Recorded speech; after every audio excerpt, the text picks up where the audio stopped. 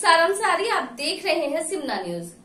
खबर प्रधानमंत्री के संसदीय क्षेत्र वाराणसी से है, जहां आज विश्वव्यापी महामारी कोरोना वायरस की वजह से पिछले 69 दिनों से पूरे देश में लॉकडाउन लगा हुआ था, जिसके बाद 1 जून से अनलॉक 1 शुरू हुआ, जिसमें पहले चरण में ऑटो रिक्शा, ई रिक्शा और उसके बाद धार्मिक स्थानों, होटल, रेस्तरां, शॉप, मॉल खोलने की केंद्र सरकार द्वारा मिली स्वीकृति पर केंद्र सरकार द्वारा उठाए गए कदम पर हमारे संवाददाता तौफीक खान ने वाराणसी में स्थित पॉपुलर हॉस्पिटल के सीनियर डॉक्टर ज्योति श्रीवास्तव से सीधा संवाद किया। देखिए ये रिपोर्ट।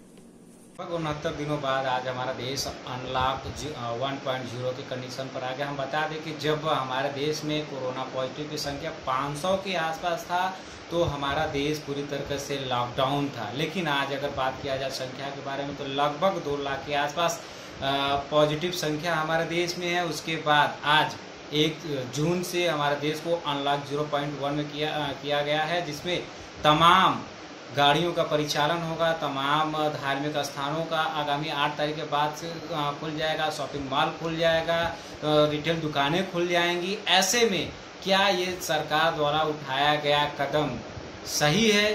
सही है तो किस हद तक सही? आइए हम बात करते हैं इस विषय पर डॉक्टर ज्योति श्रीवास्तव से। जी, अपना नाम बताएं।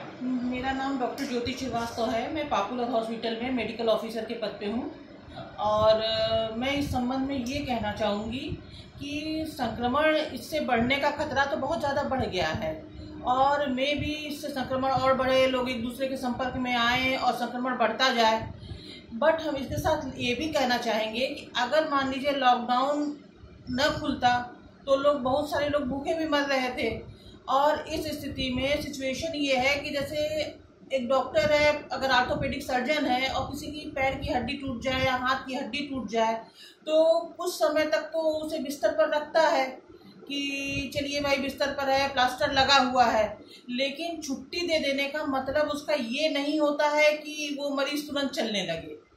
तो उसी तरह से अगर सरकार ने इतने दिन तक लॉकडाउन किया है तो इतने दिन तक जनता अपने घरों में बंद रहकर जनता को ये समझ लेना चाहिए कि हमें जिस तरह से रहते आए हैं लॉकडाउन में थोड़ा बहुत निकल सकते हैं, तो उसी तरह थोड़ा बहुत परहेज करते हुए निकलना है। जिस तरह से कि प्लास्टर छूटने के बाद एक जो है मरीज जो है धीरे धीरे चलता है, न कि वो एकाएक पहले की तरफ दौड़ने लगता है। जब हमारे देश को लॉकडाउन में किया गया संख्या 500 के आसपास संक्रमण बढ़ने की पूरी आशंका है, क्योंकि पब्लिक इतने दिनों तक घर में रहने के बाद जब बाहर निकलेगी तो वो और तेजी से संक्रमण फैलेगा और एक दूसरे के सब लोग टच में आएंगे, संपर्क में आएंगे और संक्रमण और तेजी से बढ़ने की आशंका है। लोग छुएंगे और अगर परहेज नहीं रखे या अपने उसमें नहीं रहे तो संक्रमण अधिक से अधिक फैल जाने की आशंका है। उसका दुष्प्रभाव हमारे देश पर, हमारे देश के लोगों पर पड़ सकता है। क्या कहेंगे सरकार के इस कदम के बारे में? क्या कहेंगे?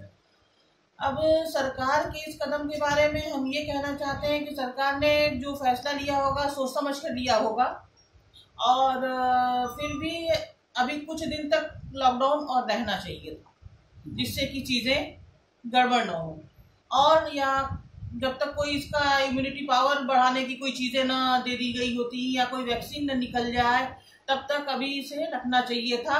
और इन केस अगर वैक्सीन निकलने में अभी समय है तो एक पर्टिकुलर गाइडलाइन के तहत जो है सरकार को खोलना चाहिए था